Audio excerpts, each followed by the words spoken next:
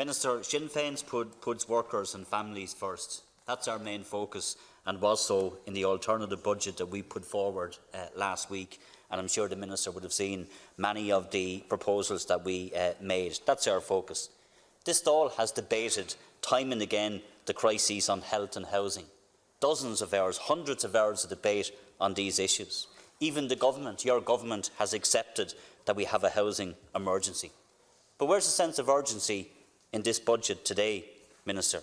Where is the break for those who are paying high rents? Where is the break for those who need an affordable home? €60 million in capital funding for housing, as Deputy Dart has outlined. €60 million for housing.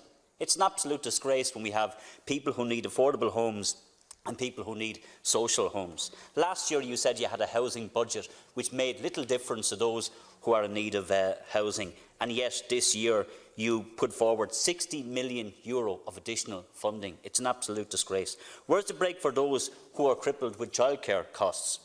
Where's the break for those families who are faced with the high cost for their children's education? Where's the break, Minister, for those people who are waiting to see a hospital consultant, for those people who are waiting for hospital treatment, for those hundreds and sometimes thousands of people over the course of a year who are left on hospital trolleys? Where is the break for any of those people? It simply isn't there. It isn't in this budget. We're not going to get it from Fine Gael, and we're also not going to get it from Fianna Fáil. Let's bring a sense of reality to this debate. This budget is every bit Fianna Fáil's budget as it is Fine Gael's. They come in here and they cry crocodile tears about what's not in this budget. But what they also do, and we heard Deputies McGrath and we heard Deputy Cowan talk about the successes that they say they got in the negotiations with your government. That's what coalition partners do. That's what Fianna Fáil are. They're your coalition partners. They are propping you up. And the reality is that both Fianna Fáil and Fine Gael represent a cosseted, privileged class. Both of your parties, when you were in government, protected the bankers. Both of your parties, through your policies, have changed the law to bring in vulture funds and to allow them to prey on people whose mortgages were bought against their will. Both of your parties have changed the law which saw families evicted from their homes. You give tax breaks to landlords, and you sit on your hands while rents have gone up year on year, and we know in Dublin especially, but right across the state, people are paying huge amounts of their income on rents. And it's out of the reach now of ordinary people to be able to buy their own homes in a lot of cases, Minister. And where is the hope for any of those families in this budget? It isn't there. Both Fianna Fáil and Fine Gael have protected millionaires with tax loopholes that are only made for them. They have protected the insurance industry that preys on working families with rip-off rates, and you have done this time and again with every passing budget. Indeed, this is the fourth budget that we have got from Fianna Fáil and Fine Gael. But it is also the fourth budget that has reinforced the crises in health and housing, that has done nothing for those who need better childcare, more affordable childcare, that has done nothing for working families who work hard, who want to break. It does nothing to solve the problems for the vast majority of families out there. And yet each time Fianna Fáil comes in and pats Fine Gael on the back, Fine Gael will pat Fianna Fáil on the back, as we saw the Minister do today, saying what a great job you've done. And what have you done? You give tax exiles a tax break, as you always do. You make sure that they are the people who are protected. These are the people who don't pay their fair share in taxes. They fly in and out of this country on their private jets, and their carbon footprint would put the entire aviation industry to shame. That's who you represent, Minister. You represent the elites. You represent the vested interests. You represent the banks. You represent the insurance industries. You represent the cuckoo funds. You represent all of those sections of society. But you're not in here today delivering for families. You're not in here today delivering for workers. That's what we in Sinn Féin did through our alternative budget. There are many families out there, Minister, who are genuinely struggling. I don't think that Fianna Fáil and Fine Gael really get it. These are people who are struggling to ensure that bills are paid and their children have food on the table. And they are having to go to extreme lengths to make ends meet. As one parent recently told the journal.ie, and I quote, "The children look for money for school trips, and we often have to say no to even €5. We just don't have it. Even though we budget carefully, we have to say, sorry, we can't. They are very good kids and hate that they feel different. Parents are struggling, Minister, to meet the cost of school books, of uniforms and so-called voluntary contributions. Another parent said when they were asked, I find life very hard, not being able to pay all my bills, always putting one of the bills on a long finger. The stress makes me sick. I'm always worrying, knowing that my kids will have to go without. Minister, the cost of living, that high cost, is driving stress and anxiety for so many families across this state, and the budget will do little to ease those anxieties because there is no brakes for them. And we in Sinn Féin will challenge this. We'll challenge the vested interests. We'll challenge the elites. We're not here to represent them. We don't make any apologies for that. We're here to represent ordinary working people.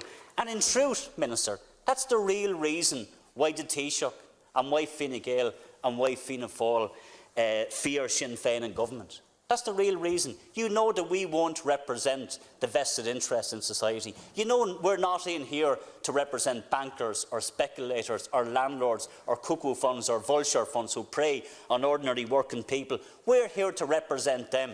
Those people out there who are listening to this debate and will say another budget and nothing from Fine Gael or nothing from Fianna Fáil. You did bring them something though, Minister, and that brings me to the carbon tax. You know, and your own Department of Finance has told you this, that the carbon tax is unfair and is regressive. You were told this at the Climate Action Committee, you were told this in the Finance Committee, and you know that it will impact most on the most vulnerable in society. It will have the biggest impact on those who live in rural Ireland. And your own Finance Minister has said that. You're introducing this carbon tax not because you believe it will make any difference to the environment, not because you believe it will reduce carbon emissions, but it raises revenue, and it does so unfairly. And you use the cover of Climate Action, Minister, to justify this increase. In fact, what you're telling the people of this state, that for the next 10 years they will see increases in the carbon tax, which will put more money on the cost of their diesel and petrol, more money on home heating oil, more money for those who don't have the alternatives. And the logic of your position is crazy, Minister, because the vast majority of people don't have those alternatives. What do you say to a family whose home is heated by oil or gas, who can't afford to make any change? What grants are the government putting in place for those families? What you are doing through increasing carbon tax and signalling an increase year on year is that they will have to pay more. They'll be poorer. The country won't be greener. The country won't be cleaner. But those families will be less well off. That's the reality, Minister. What about all those people in rural Ireland, and many of them in your own constituencies, where public transport is non-existent, where buses don't go through many towns and villages? In fact, we saw expressway services that have ceased over the last number of years because the money wasn't invested by this government. What do you say to all of those families who live in rural Ireland when you slap a carbon tax on them, and you slap a carbon tax on them the year after and the year after again? What they need, Minister, are solutions. Now, my party has for decades called for investment in public transport. We embrace climate action because we know that social justice and climate justice are flip sides of the same coin. We want good quality public transport, not just in Dublin, but in Cork, in Limerick, in Waterford, in Galway, and all of the rural places in between. We want people's home to be of the highest standard. It was Fianna Fáil, when they were in power, when they represented the developers, that created a situation where we had many substandard apartments built in Dublin and elsewhere, and left many people then, when the bottom went out of the economy, without any home. We were the ones that argued that we need good quality homes for people, and yet people don't have it. And what is the government going to do? Slap a carbon tax on those families. Minister, this budget does nothing for hard-working families. We in Sinn Féin put forward many alternatives in our budget. You could have done lots of things. We called for 2 free GP visits to every person in the state without a medical card or a GP card. That's to give those families a break, to reduce the cost of their healthcare, to make sure that they can afford to go to a doctor. We all know many people who put off going to a GP because of the cost. This would have made a difference to those families, but you chose not to, because you don't represent them. You represent that causative privileged class that I spoke about. We called for an emergency rent freeze and to provide a tax relief to renters equal to 1 month of their rental costs. Again, you've done nothing. Nothing that tackles the high price of rents. They're just left paying these rents year on year. Nothing in terms of affordable housing of any significance. Nothing for those people who need local authority housing. We put forward solutions as well in terms of increased investment in childcare and also to improve the pay and conditions of childcare workers. Your government has done nothing again. You've left those people behind. We put forward solutions, and I heard the Fianna Fáil spokespersons talk about the high cost of insurance. Deputy Doherty has led to debate on this issue, as you know. And we have called on this government to properly rein in and regulate the insurance sector, which are ripping people off. And what does your government do? Sit on its hands, time and again, like you do with everything else. It's about time that we had a government that doesn't represent the bankers, that doesn't represent the speculators, that doesn't represent the vulture funds, that doesn't represent the landlords or the builders or the developers.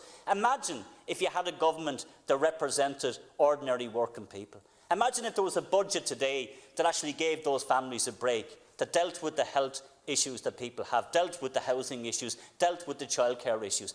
And you're afraid, Minister, you're afraid to raise revenue on those with the deepest pockets. We say for those who earn over 140,000, tax them a small bit more to pay for those services. Fianna Fáil run away from it and Fine Gael run away from it because you do not represent the interest of ordinary working people. And it is only when we have a Sinn Féin government, when you have a Sinn Féin finance minister taking to his feet, will we see a budget that will deliver for the vast majority of working families. Gurmagat.